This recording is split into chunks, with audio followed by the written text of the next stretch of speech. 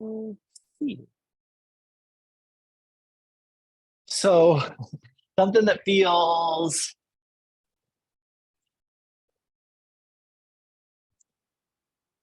structurally sound, let's say. Really think about how you can find a seat and ground into that seat in a way where the spine can be tall. And once you've set the spine in position, think about the way that you are connecting to the floor and find kind of your midpoint balance.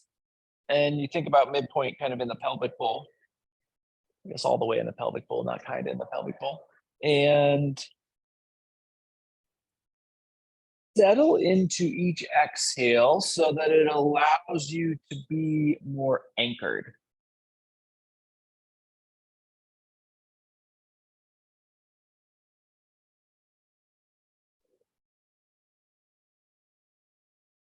And then once you anchor in on the pelvic bowl, we're going to bring that engagement. Actually, let's start in the glutes. So a little glute squeeze. And as the glute squeeze, there's like a, you can see on me, right? There's like a little lift where I actually elevate. And then as that glute musculature lifting the torso. And from the glute squeeze, you get some abdominal engagement. So there's kind of some almost forced, it's not 100% forced, but it's almost forced kind of activity across this anterior chain. And then once so sternum, at bottom of the rib cage down, better way to describe that, is active.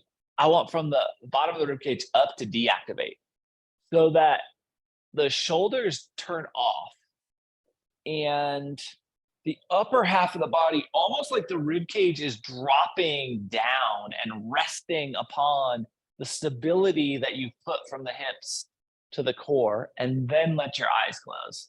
Remember, you still have that glute squeeze, so we're working super duper hard right out of the gate here. Can send your anti-love letters to me for the amount of effort we're starting with.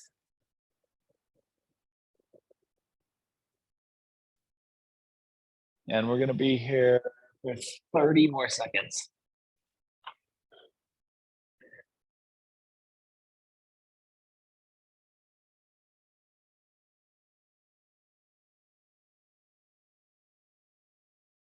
So last 15 seconds, the midsection, trunk section is active, and the upper half of the torso is deactivated. And then keep this upper half deactivated, keep the trunk active, and exhale the chin to the sternum. And then as the chin settles down to the sternum, think about with the deactivation across the shoulder girdle, just drawing the musculature back. So palms up is ideal here because it just allows for that like softness. That external rotation tends to be a softer shape for the shoulders. And then we're just kind of willing the shoulder blades back, I guess. And as that happens, see if the chin can just soften a little bit further. Don't lose that belly space.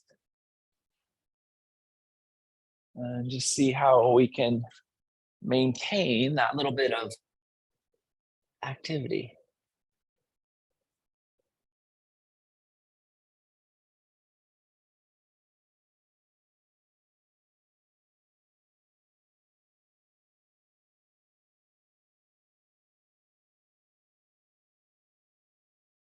And then keeping the softness across the shoulder girdle, the activity in the trunk space.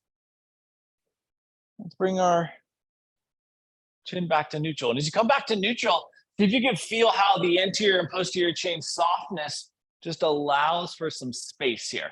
Almost like the cervical spine is floating in the same way we're trying to get the thoracic spine to float, or the tissue around the diaphragm to just float.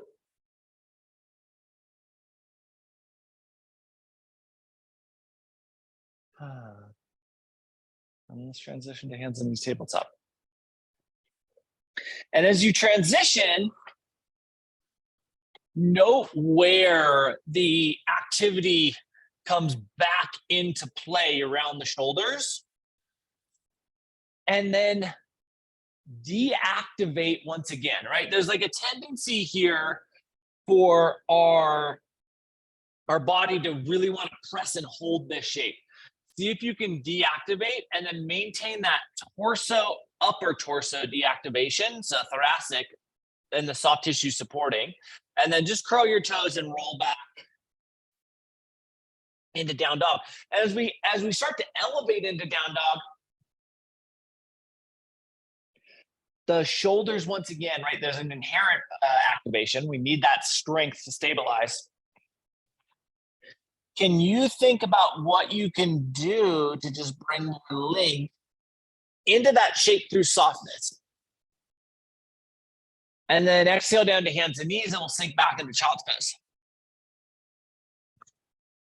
And our child's pose shape can really be about kind of balancing the deactivation of the upper and lower half of the torso so that you are as deactivated or as activated, I guess, in the upper and lower half of the back. So there's an equivalency of activation. There we go.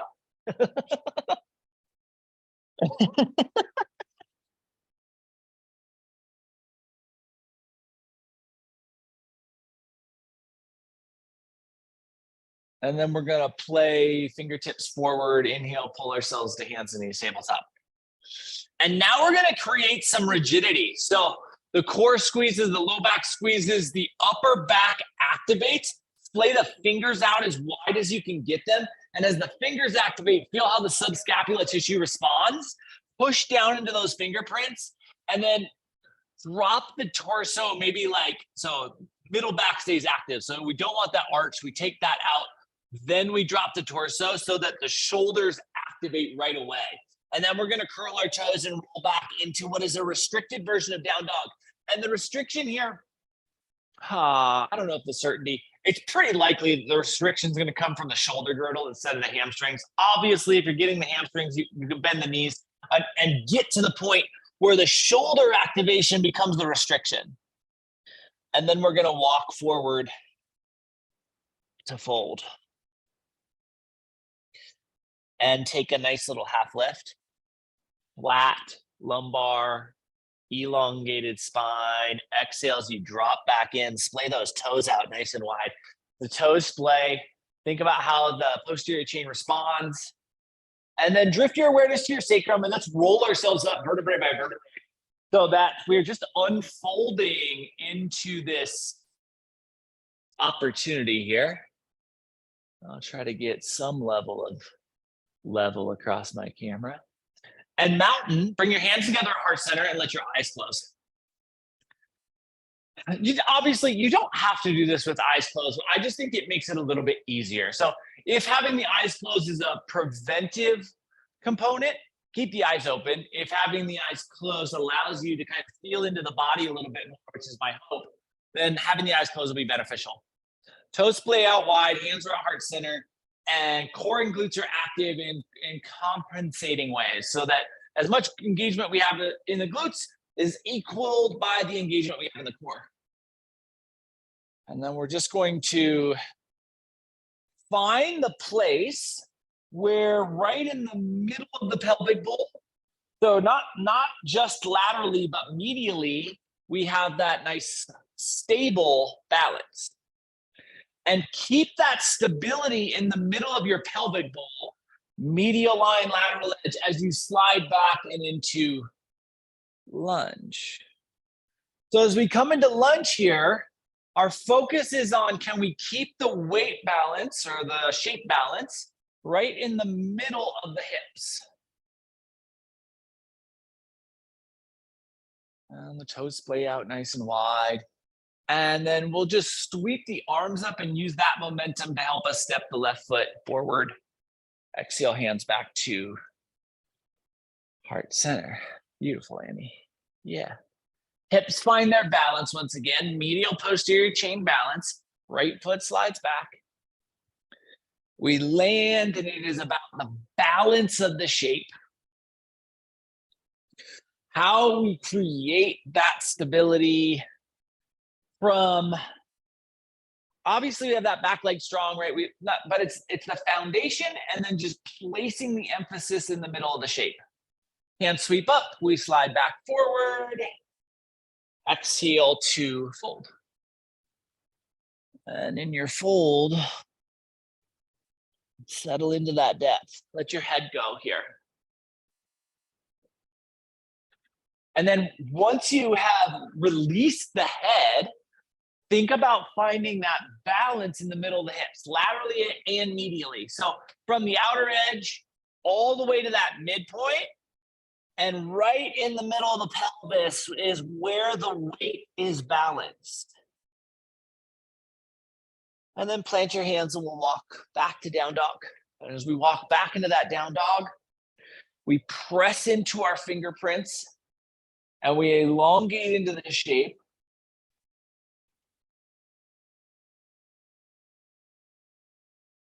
And then let's come down to hands and knees.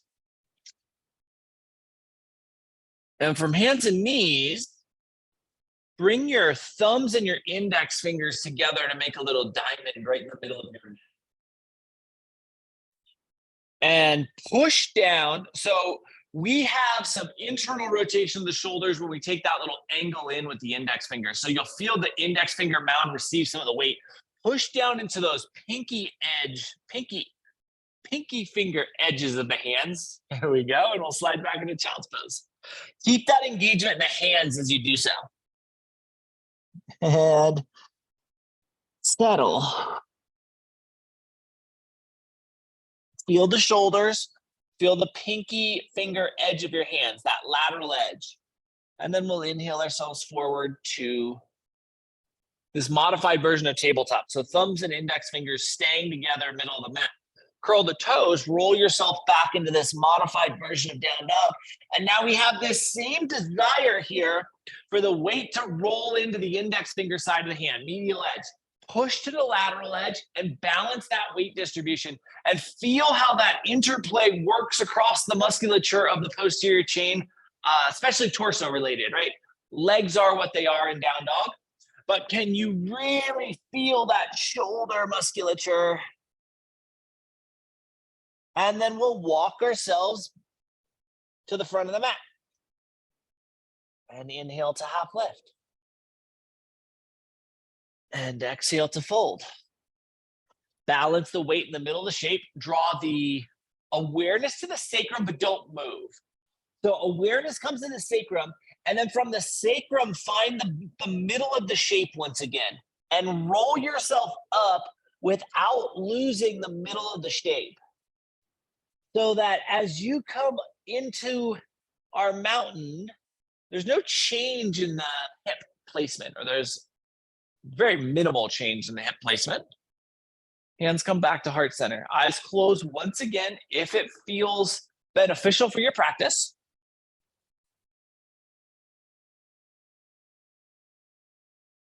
And then let's lift our left knee to half Karate Kid.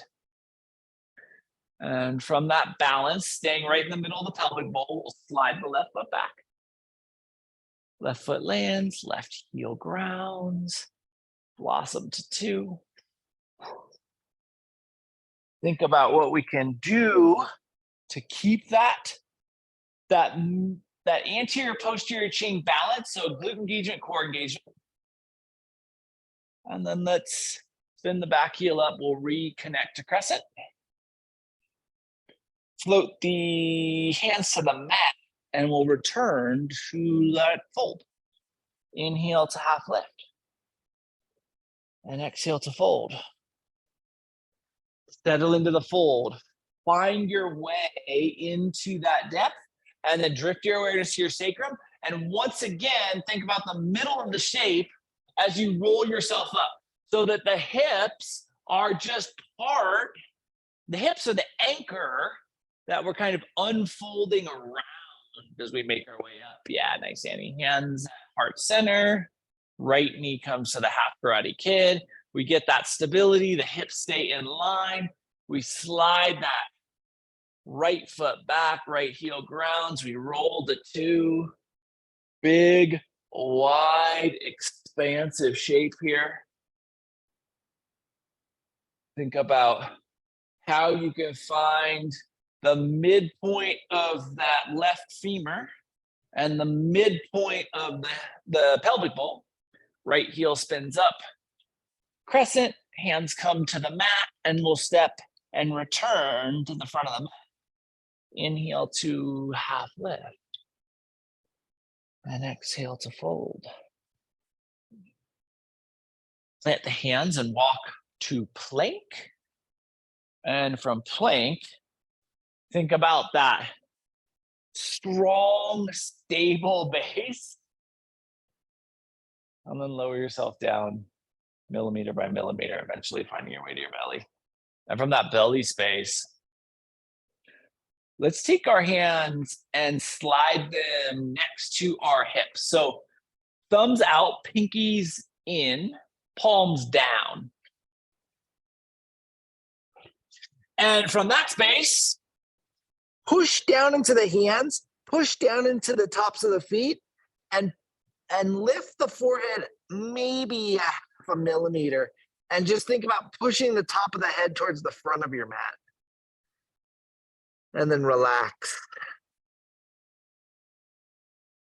And then activate. So get that glute squeeze, get the quad squeeze, take the forehead that half a millimeter off the mat, press down into the hands, press down into the tops of the feet, elongate the torso, and then relax.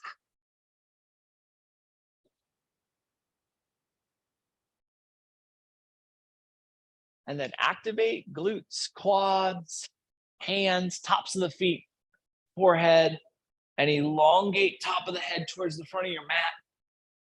Think about the torso lengthening, creating space within the ribs. And then relax. Slide your hands underneath your forehead for a little crocodile pose. And so the movement's been a little bit choppy. The movement's been very focused on where we are body positioning wise. So as you settle here for this little crocodile pose, ask yourself how your body has received this first third of class. And see if there are ways that you can relax into the torso musculature to encapsulate that space. In the same way that we started with the upper half of the torso relaxing, right? Maybe you want to continue that down to the lower half of the lumbar, but maybe you don't. But just think about length in crocodile pose. And so there's this little tiny village out in the middle of nowhere. And they're having their yearly festival. It's a huge deal. And oftentimes, like traveling vendors isn't the perfect word, but we'll use it. Traveling vendors come in and like set up for these festivals and like show off or demonstrate things. Some might be selling things, but some are just there to enhance the atmosphere. And this is a weekend long event. It's a long weekend, so it's a Monday night and things are still kind of raucous, but they're starting to unwind, starting to wind down just a touch. We'll be here for another 20 seconds.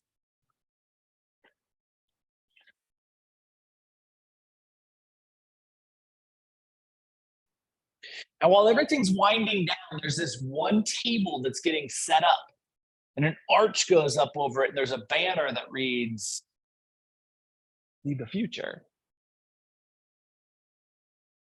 And it's a weird time to be setting up. When you're right, when you're ready, hand slide underneath the shoulders. Press up the tabletop. From tabletop, curl your toes, lift your seat, rock or roll back into down dog. Rock and roll back into down dog. Why not, right? And we'll get that length. And then let's take our left foot straight back and behind us. We'll step our left foot straight forward and into lunge. And then keep that right heel pointed straight up towards the ceiling. Plant the right hand directly underneath the right shoulder. Take the left hand into this little twist. Left hand is going to come back down to the mat. We'll sweep straight up to crescent.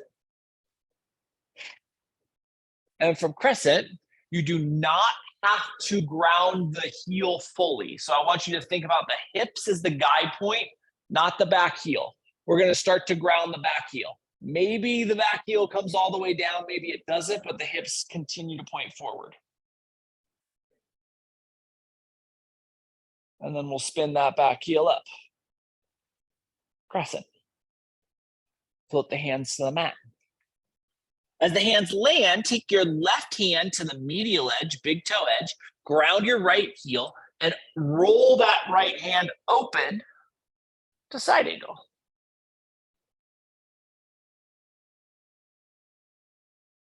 And then right hand comes down, left hand comes back to its side of the mat, right heel spins up, and left foot steps back to down dog. Shift forward to plank, squeeze the glutes, squeeze the core, restabilize, lift the seat back into down dog. Right foot extends straight back and behind you. Step your right foot forward into lunge. Keep that left heel pointed straight up. Plant the left hand right underneath the left shoulder. Right hand goes into the twist. Right hand comes back down. We sweep to crescent. From crescent, we slowly spin that left heel down without losing our hip positioning and keeping the middle of the shape as our primary point of emphasis. And then left heel spins back up. Hands come down to the mat. Right hand comes to the medial edge. Left heel grounds. Left hand reaches to side angle. Find that space within the lateral edge. Left hand grounds, left heel spins up, right hand back to its lateral edge. Step the right foot back into down dog. Shift forward to plank, glute squeeze, core squeeze, lift the feet back to down dog. Step, hop, float to the front of the mat.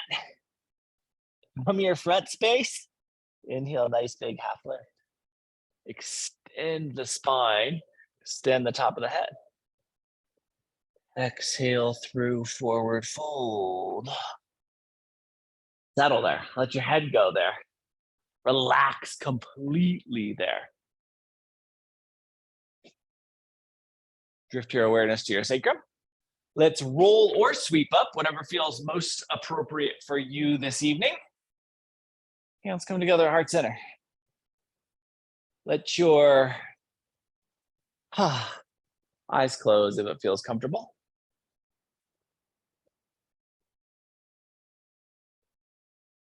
And then we'll, eyes closed, eyes open, whatever feels appropriate for you. We'll sink the seat back towards chair. Remember, it's seat back, not knees forward. And then come right back up into mountain. As you come into mountain, identify the middle of the shape. Identify the middle of the pelvic bowl. And keep your awareness on the middle of the pelvic bowl as you transition back into chair. So that the weight stays in the middle of the hips. It's a much harder thing to do in chair, right? Because there's a huge break of the system, right? We take this hinge at the hips. That makes it harder to keep the weight in the center. But if you're really paying attention, we can make that happen.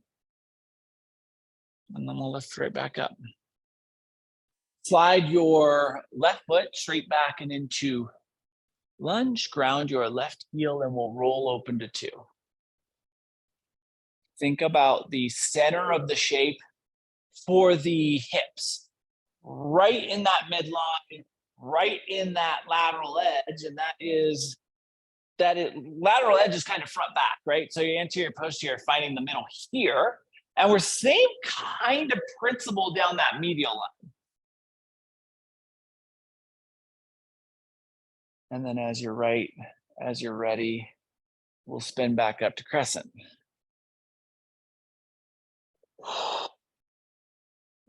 Let the hands come to heart center. And we will return to the front of the mat.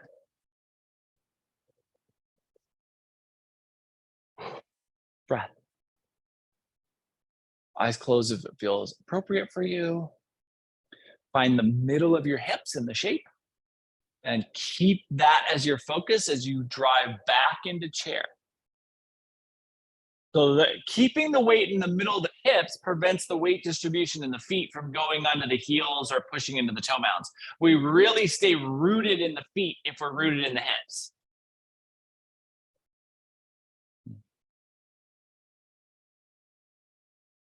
And then we lift back up. Right foot slides straight back.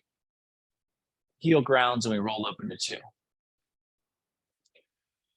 And we settle in the middle of the shape, middle of the hips here.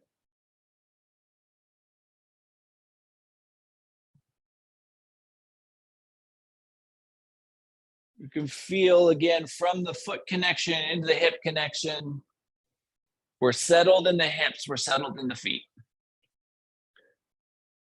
Right heel spins up, we're back into crescent, hands come to heart center, we return to the front of the mat, sweep the arms, and exhale through fold. Slide the hands, well, if it's accessible within your practice, we're gonna slide our fingertips under the toe mounds. If it's not accessible, grab the front of the ankles and squeeze down. So if we can get the hands underneath the feet, we'll step on the hands and we'll drop the head. If we can't get the hands underneath the feet, we grab the ankles and we squeeze our torso closer to our thighs. Either one gives us the exact same benefit we're looking for.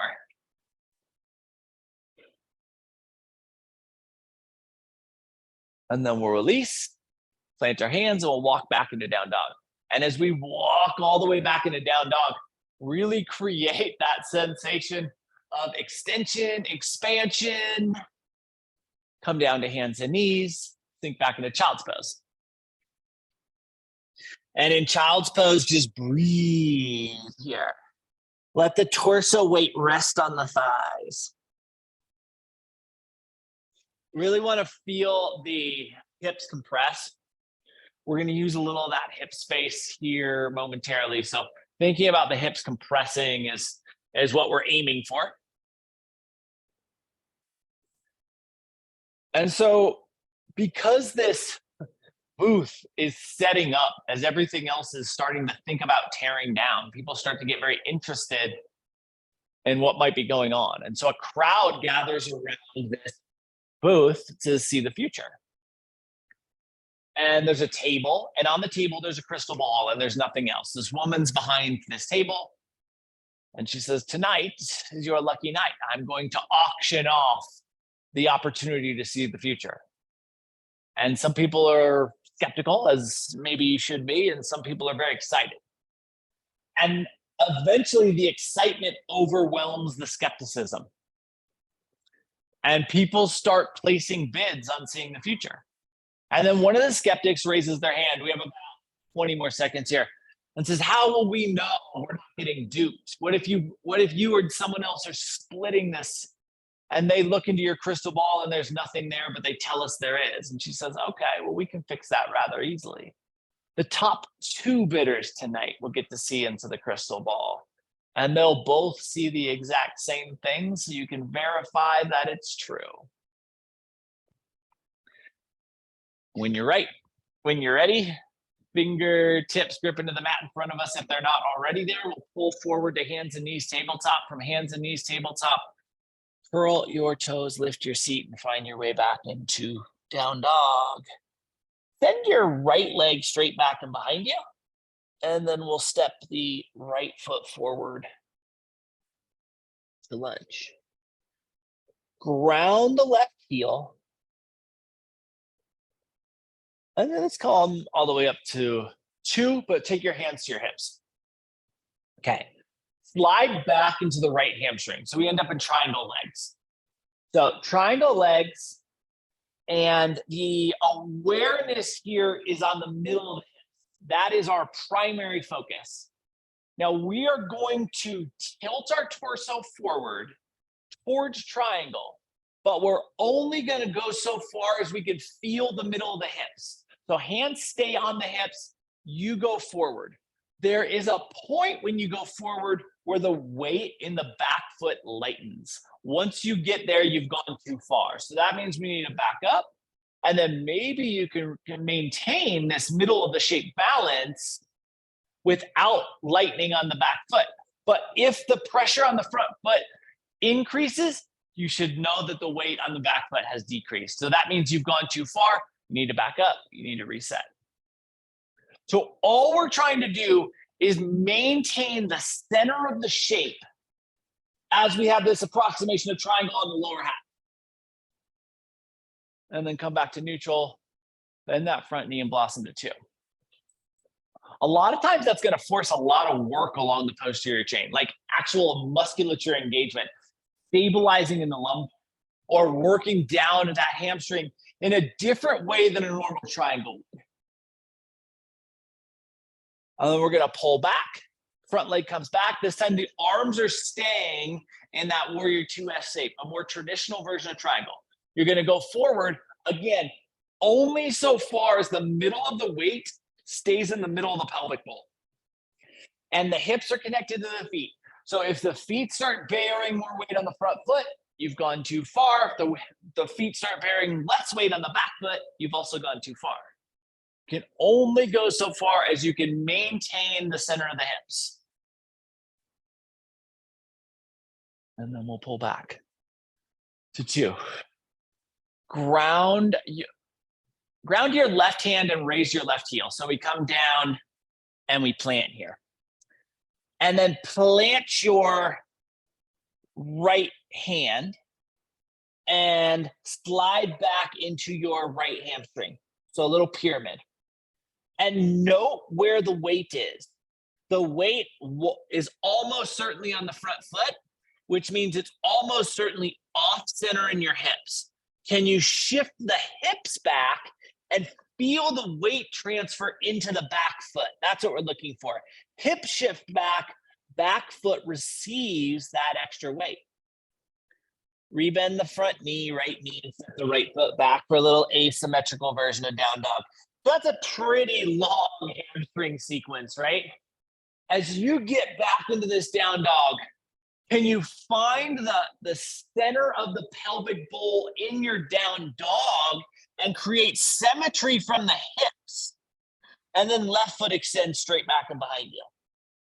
And we'll step our left foot forward and into lunge.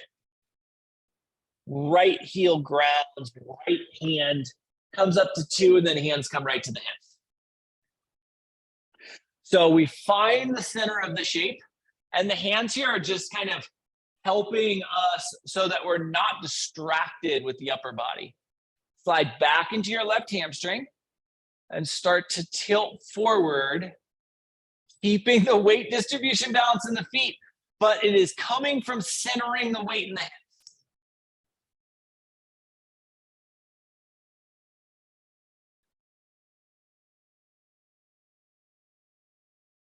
And then we'll blossom to 2. Think awareness around that front femur, so it's not collapsing in, it's not rolling out. And then we'll slide back into the hamstring once again. And now we're going towards a more traditional version of triangle, but we're maintaining our hip balance right in the center, and we're maintaining our weight distribution nice and equal. Remember, if you go too far, it's super easy. We just back up till you feel the feet balance, and then we can go back in. Center of the hips is our point of awareness. Back to 2. Right heel lifts, right hand grounds, left hand follows to the ground. Slide back into your left hamstring for this little pyramid. And then because in pyramid, our weight is almost certainly on the front foot, it could be in the back foot. If it's in the back foot, right, then all we need to do is activate the core and draw the hips forward until we feel that balance distribution. Most of us, it'll be in the front foot, and that means we need to drive the hips back until that back leg receives the load.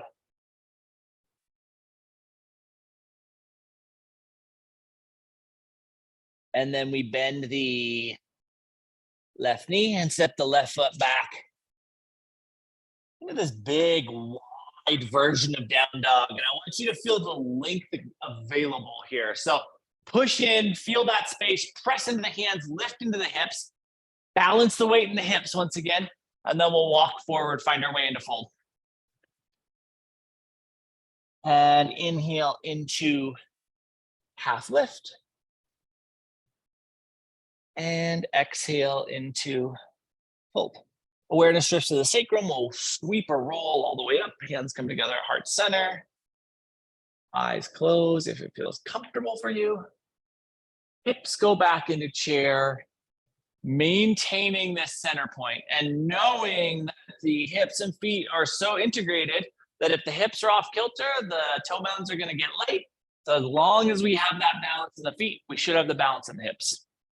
And then we'll rise back up. Sweep the arms up and overhead. Exhale through forward fold. Left foot slides straight back into lunge.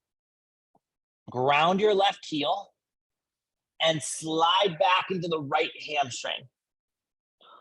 So we have a triangle alignment and we're just going to revolve it. The left hand's going to plant. Left hand's providing your stability. Right hand is rolling into the revolved shape. The balance of the shape is staying in the hips. So if you're feeling off center, maybe your left hand is holding all the weight in the shape, you got to squeeze back into the glutes, maybe bending that right knee to rebalance the stability of the shape. Right hand comes down, left heel spins up, left foot steps forward into fold. Inhale into half lift. Exhale into fold. Right foot slides straight back. Right heel grounds. Left hamstring slides back. Right hand plants. Left hand revolves. The weight is staying center of the hips. Really think about how you can adjust so that you get that feedback from the foundation of the shape in the feet up into the trunk of the shape at the hips. When you've had enough, knee bends, hand comes down, heel spins up. We will return to the front of our mat. Inhale into half lift. Exhale into fold. You should have an absolute metric ton of space in this fold. Melt into that posterior chain length. Drift your awareness to your sacrum, and for the last time, we're going to roll or sweep up. Finding our way to mountain. Breathing our fluid breath in mountain.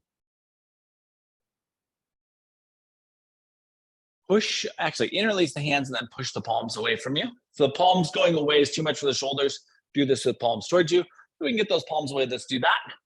And so note, right, you can see right away from me, hips wanted to go forward. Find that stability in the hips. And then we'll sink back into this chair. Now it's a lot more load on that upper posterior chain. Can you keep the weight distribution nice and even? And then we'll sweep all the way up. Exhale through forward fold. Inhale to half lift. Exhale to fold. And let's just lower straight down to Malasana. And from Malasana, extend out into a seat. Beautiful. Legs extend out in front of us. And as they do, let's change that. We're gonna bend the knees. So bottoms of the feet come all the way to the floor, and the knee bend can be dictated by that. Arms wrap underneath, and we're just gonna drop the chin. As the chin drops, feel how much work we've done across the shoulders. Feel the space as the chin drops. Feel the space or the softness across the shoulder girdle, even though we didn't touch the shoulder girdle really after we stood up. The amount of posterior chain space, room, length that we've offered is impacting your capacity for shoulder space. And let's just really feel and breathe into. So my change up there was that we were so aggressive with the hamstrings to put ourselves into our more traditional seated forward fold. We're likely just going to feel that lower posterior chain. And I want you to feel the space we've created, not the negotiation going on in that lower posterior chain musculature. So this is trying to alleviate that fight that might still be going on and still allow access to the room we've created.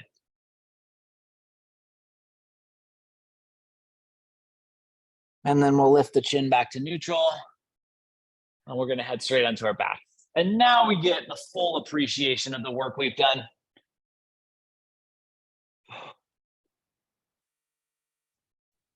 So tangentially, I understood, and it may not mean anything to you, but while you're here appreciating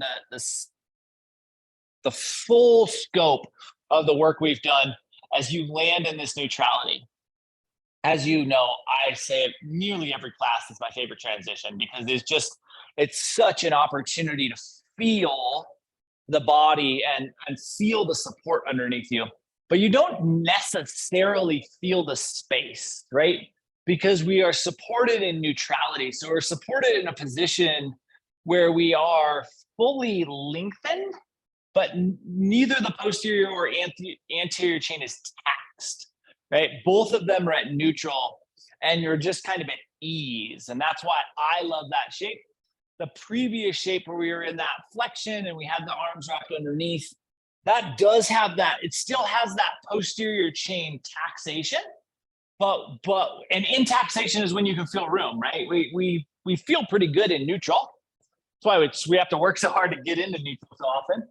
But I just want to give that little bit of background to explain the difference that I see in those two shapes. And hopefully you can feel into that as we settle into the last few moments of class. Let's just give 15 more seconds to breathe here. And then we'll add our unwinding motion or motions.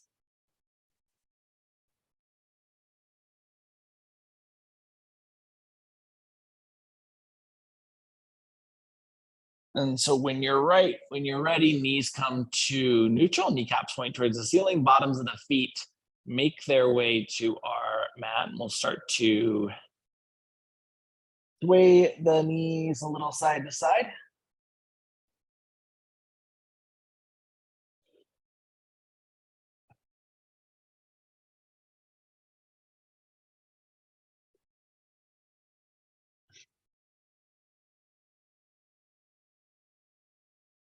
And I always like these lateral sweeps to end class because they're just such a great way to reestablish the integration between the upper and lower half of the body after the efforting we've put in through the standing portion of class. Next time the knees fall over to the left, let's allow them to stay there just in a static twist. You're welcome to use props, obviously, and always. So throughout the night, these people of this village bid against one another, but on this opportunity to gaze into this crystal ball. And eventually there are two bidders that are determined to have outbid the rest of the community. They're the winners. This woman puts up a dark cloth, has them come around, and has them gaze into this crystal ball. And they both witness inside this crystal ball a vision of the future. And it is of the village they live in absolute chaos. People are breaking windows and looting. People are screaming and running for their lives. Fires are breaking out. And they're both horrified by what they see. And when they come back around the curtain, they don't want to talk to anyone. Both of them eschew any questions and head straight to their homes, locking the door behind them. And crowds for hours gather around their homes, calling out to tell the rest of the people what they saw. It's their duty. Eventually, even the crowds leave and everyone goes home.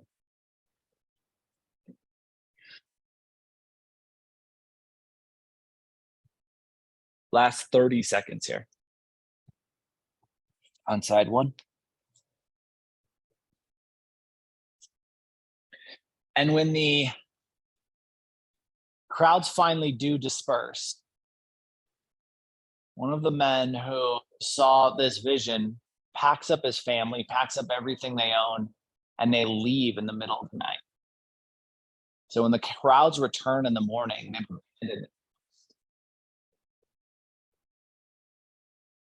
when you're right, when you're ready, knees return back to neutral.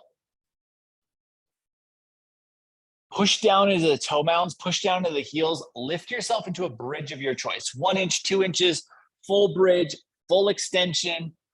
I don't like going past neutral, but you can go to wherever feels good for you. And then eventually the tailbone comes back down to the mat and the knees fall over to that second side, the right side.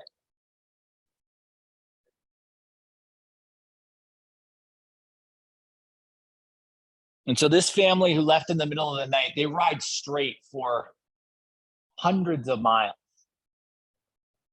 They land in this new village. And at this time, it's hard to establish yourself in a new village, right? Especially when you show up unannounced and can't explain why you've left your old existence. But over the course of the next years, they establish their lives. They establish themselves in their new lives, in their new village. And as time passes, they get more and more comfortable. And they start to wonder more and more about the horrors that must be existing, the conditions that must be horrific in their old village, the village they grew up in. Last 30 seconds here. And so they decide that they're going to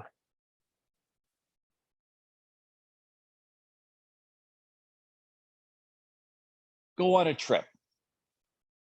And on that trip, they're going to just kind of peek into the old village, see if the thing even exists.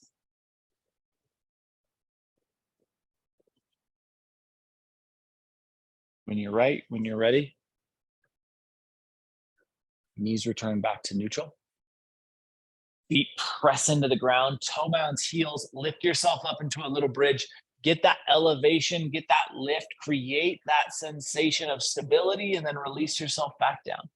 As the tailbone comes back down to the mat, let your eyes close, let your awareness refine that inner space within you, and ask yourself if there's anything you might want, need, or benefit from before Savasana. And if there is, offer that to yourself.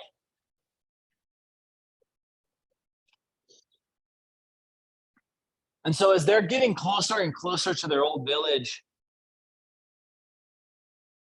The family is talking about, what they might see, and they're expecting the worst, but they're hoping there's something still salvageable there. The vision that this man saw in the crystal ball was so horrific. They don't know that anyone will have even survived. And yet when they pull into town, everything looks amazing, pristine, better than they've ever seen it. And it's the yearly festival. People are out celebrating.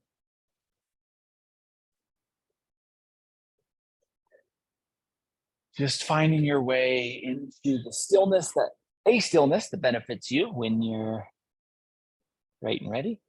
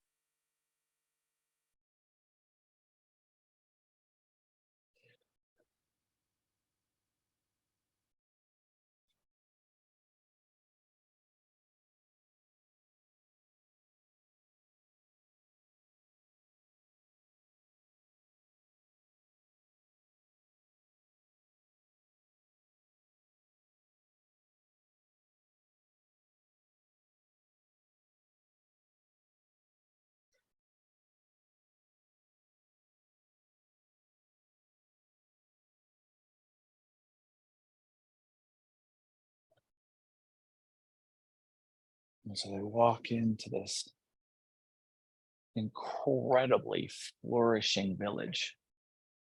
And it is in the middle of this yearly festival. And this man looks over and he sees the banner that says, "See the future." And he goes over to this woman and he's like, "You're a fraud. Last year I won the auction. You showed me the future. What is this? This place looks perfect." She says, "Ah, yeah, that's the thing about the future. It hasn't happened yet." And she points and she says, "You see that man there over there?" And he looks and she's pointing right at the other man who was involved in the auction, who got to see the vision in the crystal ball. She says, "That man's the mayor of this village now.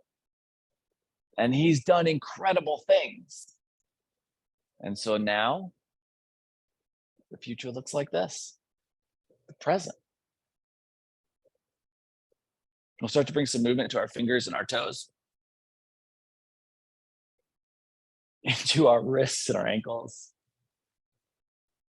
up through our elbows, our shoulders, our knees, into the hips, through the neck.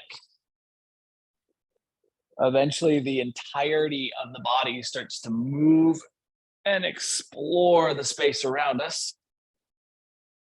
And we'll use that movement and exploration to transition from the shapes we are in back into a seat. And from the seated space, spine gets tall, breath gets fluid, eyes close. And we'll inhale our hands together, heart center. Over the course of the next 7 days, can you remind yourself that the best way to predict the future is to create it and see how that impacts your experience? Thank you so much for being a part of this evening's practice and for being you. Namaste.